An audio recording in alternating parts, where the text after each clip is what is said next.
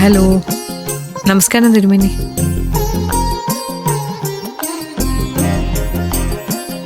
ആ, ഞാൻ വിളിക്കാതിരിക്കായിരുന്നു. സാറ്റർഡേ അല്ലെങ്കിൽ സൺഡേ അല്ലേ? ഓക്കെ തിരുമേനി. സമയം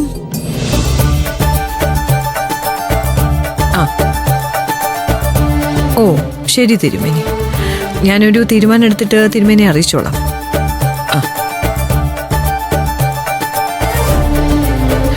തിരുമേനിയോട് നിശ്ചയത്തിനുള്ള സമയം നോക്കാൻ പറഞ്ഞിരുന്നു. അത് വിളിച്ച് പറഞ്ഞതാ. ശനിയാഴ്ചയോ ഞായറാഴ്ചയോ നടത്താം. 2 ദിവസവും നല്ല മുഹൂർത്താ. നമുക്ക് ഏതാണെന്ന് നല്ല സൗകര്യമുള്ള ദിവസം നോക്കിയാൽ മതിയല്ലോ. പത്മ, താൻ എന്തിനാ ഇതിനിത്ര തിരക്ക് പിടിക്കുന്നത്? വൈകിച്ചതുകൊണ്ട് നിങ്ങൾക്ക് എന്തെങ്കിലും പ്രത്യേകിച്ച് നേട്ടമുണ്ടോ? പെൺകുട്ടികളുടെ കാര്യം അത് കൃത്യമായ സമയത്ത് നടത്തണം. അതിലെന്താ തെറ്റ്? അല്ല, നമ്മുടെ അച്ഛനമ്മമാരും ചിന്തിച്ചത് അത് തന്നെയല്ലേ?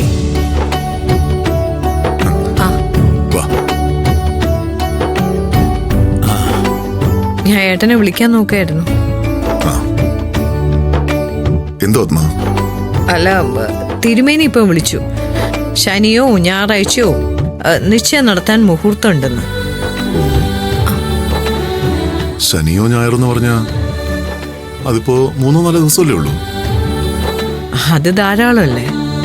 എങ്കിൽ പിന്നെ സൺഡേ ചൂസ് ചെയ്യുന്നതല്ലേ നല്ലത്. നിങ്ങൾക്കും ഓഫീസ് അവധിയായിരിക്കും. ആരെങ്കിലും വരുന്നവർക്ക് സൺഡേ അല്ലേ നല്ലത്? എങ്കിൽ പിന്നെ അങ്ങനെ തന്നെ ഫിക്സ് ചെയ്യാം. എല്ലാവരുടെയും താല്പര്യം അങ്ങനെയാണെങ്കിൽ അങ്ങനെ നടക്കട്ടെ.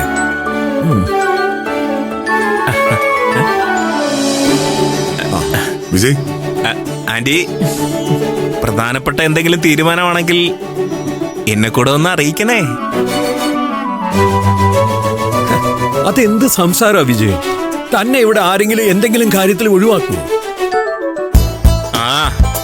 എന്നെ ഒഴിവാക്കിക്കൊണ്ട് ഇവിടെ ആർക്കും ഒന്നും ചെയ്യാൻ പറ്റില്ലല്ലോ. അതാണ്.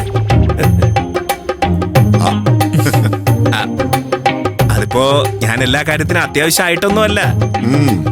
വേറൊരു പണിയും ഇല്ലാത്തത് കൊണ്ട് ഞാൻ ഇവിടെ തന്നെ ഏതെങ്കിലും മൂലയിലുണ്ടാവും, അത്ര തന്നെ. മതി. അതെ, വേദയുടെ രഞ്ജിത്തിന്റെ നിശ്ചയം ഈ സൺഡേ തന്നെ നടത്താനാ തീരുമാനം. അത് ശരി. നിശ്ചയത്തിന്റെ ഡേറ്റും ആയോ?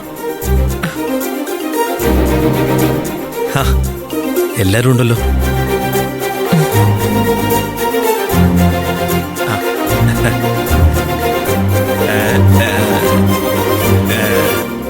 രഞ്ജിത്ത്, വേദ, രണ്ടുപേരും ഇനി ഒളിച്ചും പാത്തും സംസാരിക്കണ്ട കേട്ടോ. നിങ്ങളുടെ കല്യാണമൊക്കെ ഏകദേശം തീരുമാനമായിട്ടുണ്ട്. എൻഗേജ്മെന്റ് ഈ ഞായറാഴ്ച തന്നെ. നിന്നെ പെട്ടെന്ന് കെട്ടിച്ചയക്കാൻ തീരുമാനിച്ചു. കുഴപ്പമെന്തെങ്കിലും ഉണ്ടോ?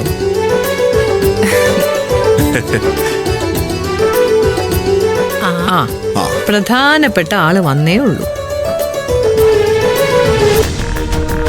എന്താ മോളെ, എന്തേലും മൂഡ് ഓഫ് ഉണ്ടോ? ഏയ് ഇല്ല ആന്റി. എനിക്കങ്ങനെ തോന്നി, അതാ ചോദിച്ചേ. പിന്നെ നിശ്ചയത്തിന്റെ കാര്യമൊക്കെ ഞാൻ കേട്ടു ആന്റി. നന്നായി. എത്രയും പെട്ടെന്ന് കാര്യങ്ങളൊക്കെ നടക്കട്ടെ. നിശ്ചയം മാത്രമേ പെട്ടെന്നുള്ളൂ. വിവാഹം നമുക്ക് എല്ലാവർക്കും കൂടി ആലോചിച്ച് സാവധാനം മതി, അല്ലേ ഉദയ്? തീർച്ചയായും. പിന്നെ പത്മ, വിവാഹ നിശ്ചയം എങ്ങനെ നടത്താനാ നീ ഉദ്ദേശിക്കുന്നത്? എന്തായാലും ഉടനെ തന്നെ വിവാഹമുണ്ട്. അതിന് എല്ലാവരെയും വിളിച്ചേ പറ്റൂ. അങ്ങനെയാണെങ്കിൽ നമുക്കിതൊരു ചെറിയ ചടങ്ങായിട്ട് നടത്തിയാ പോരെ? അതെ, അത് ഞാൻ ഏട്ടനോട് പറയാതിരിക്കായിരുന്നു. ഇതിപ്പോ നമുക്ക് വേണ്ടപ്പെട്ട ആളുകളെ മാത്രം വിളിച്ച് നമുക്ക് തൊട്ടടുത്തുള്ള ഓഡിറ്റോറിയത്തിൽ വെച്ച് നടത്താം. അതിന്റെയൊക്കെ കുറവുകളുടെ കണക്ക് തീർത്ത് നമുക്ക് വിവാഹത്തിന് പരിഹരിക്കാം. എന്താ? അല്ലെങ്കിൽ ഈ വിവാഹ നിശ്ചയം എന്നൊക്കെ പറഞ്ഞ് ഒരുപാട് പണം ചെലവഴിക്കുന്നതിൽ വലിയ പ്രയോജനമൊന്നുമില്ല. അതെ അതെ. ദൈവത്തിന് ചില തീരുമാനങ്ങളൊക്കെ ഉണ്ട്, അതനുസരിച്ചാണല്ലോ കാര്യങ്ങളൊക്കെ നടക്കുക. ശരിയാ, അളിയന്റെ കല്യാണത്തിന് വേണ്ടി നമ്മൾ എത്ര ലക്ഷങ്ങൾ മുടക്കി. പക്ഷെ അളിയ അവസാനം ചെയ്ത പണി കണ്ടില്ലേ? ഒരു നല്ല കാര്യം പറഞ്ഞുകൊണ്ടിരിക്കുന്നതിനിടയിൽ അതെടുത്ത് എഴുന്നള്ളിക്കേണ്ട വല്ല കാര്യം ഉണ്ടായിരുന്നോ?